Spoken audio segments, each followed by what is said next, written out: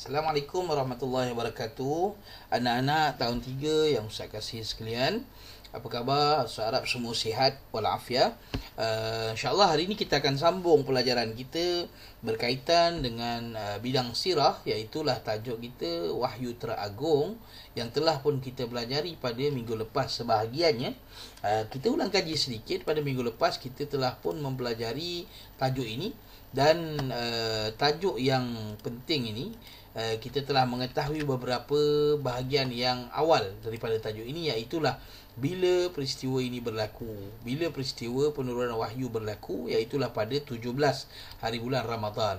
17 Ramadan berlaku di mana? Berlakunya di Gua Hira, di Jabal Nur, pun Bukit Nur. Dan apakah perkara penting berkaitan peristiwa ini? Pertama, 17 Ramadan adalah waktu berlaku. Kemudian usia Nabi 40 tahun sewaktu menerima wahyu pertama. Dan wahyu ini dibawa oleh malaikat Jibril alaihi salam. Baik, kita nak lihat beberapa perkara tentang peristiwa penurunan wahyu ini.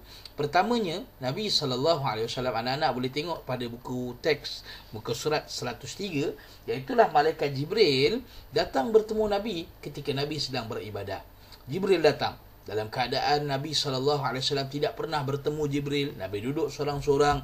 Tiba-tiba Jibril datang. Jibril peluk Nabi sebanyak 3 kali. Disuruh kepada Nabi kita untuk membaca, sedangkan Nabi seorang yang tidak tahu membaca. Nabi itu ummi, tidak tahu membaca. Nabi menjawab, Nabi kata, aku tidak tahu membaca. Tetapi Jibril telah memeluk Nabi dengan pelukan yang sangat kuat sebanyak 3 kali, sehingga Nabi merasa seakan-akan susah untuk bernafas.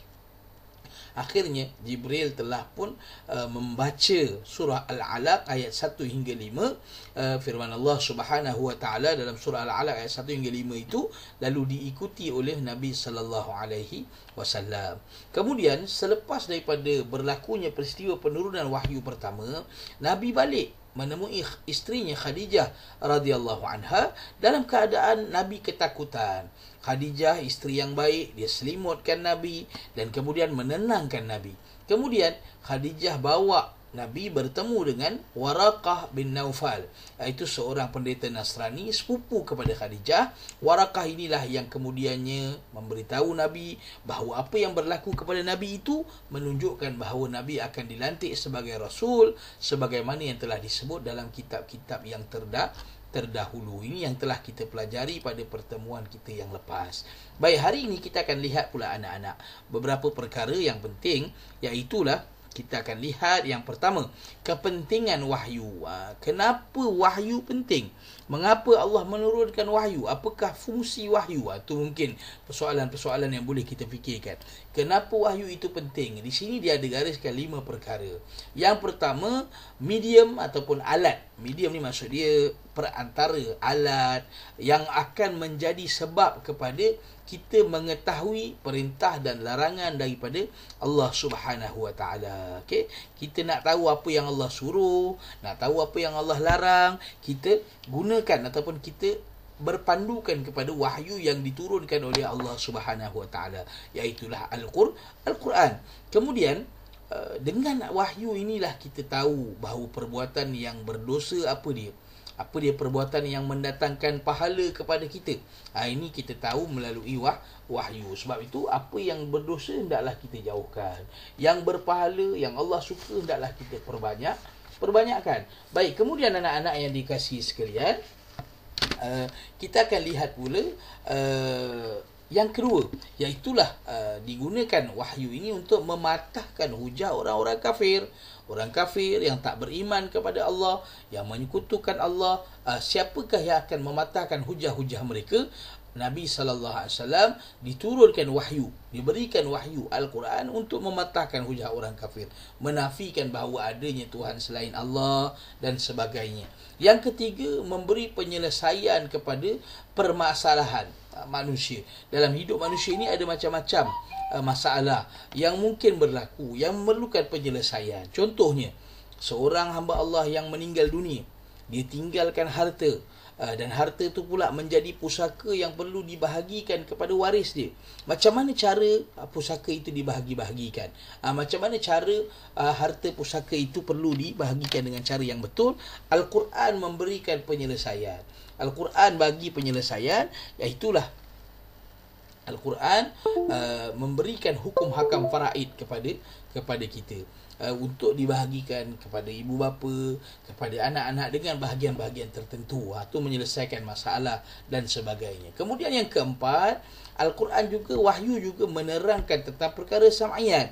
Apa itu perkara sam'iyat? Perkara sam'iyat adalah perkara-perkara yang Nabi sampaikan kepada kita, yang kita dengar daripada hadis Nabi atau daripada Al-Quran, perkara-perkara ghaib yang kita tak nampak. Yang kita tak nampak, tetapi kita wajib beriman. Contohnya syurga, contohnya neraka, contohnya titian sirat, contohnya mizan, tempat timbangan amal itu. Itu semua kita tak pernah lihat, tetapi ianya wajib kita beriman. Kemudian yang kelima, tengok muka surat 104 dalam petak warna kelabu itu, dia kata mengandungi iktibar tentang peristiwa umat terdahulu. Siapa umat terdahulu ni? Umat-umat Nabi-Nabi yang awal sebelum daripada Nabi Muhammad. Contohnya umat Nabi Lut yang melakukan jenayah homoseksual, yang Allah terbalikkan muka bumi mereka. Umat Nabi Nuh yang menolak dakwah Nabi Nuh, walaupun Nabi Nuh itu hidup 950 tahun berdakwah kepada mereka untuk tempoh yang lama, mereka tolak, mereka hina, Allah tenggelamkan mereka dalam banjir besar. Contohnya umat Nabi Saleh, Allah Ta'ala telah jadikan unta yang besar keluar daripada celah batu sebagai mukjizat, tetapi mereka tetap kufur, mereka bunuh pula unta itu. Daripada mana kita tahu kisah-kisah itu? Daripada wahyu yang Allah turunkan di dalam Al-Quran. Maka itulah fungsi Al-Quran, mengandungi iktibar tentang peristiwa umat-umat yang terdahulu. Baik anak-anak sekalian, akan bersambung video kita hari ini pada siri yang kedua sekejap lagi. Ini untuk bahagian kepentingan wahyu. Jadi anak-anak ingat 5 perkara, 5 poin kepentingan wahyu kepada kita yang penting untuk kita ketahui. Baik anak-anak, kita akan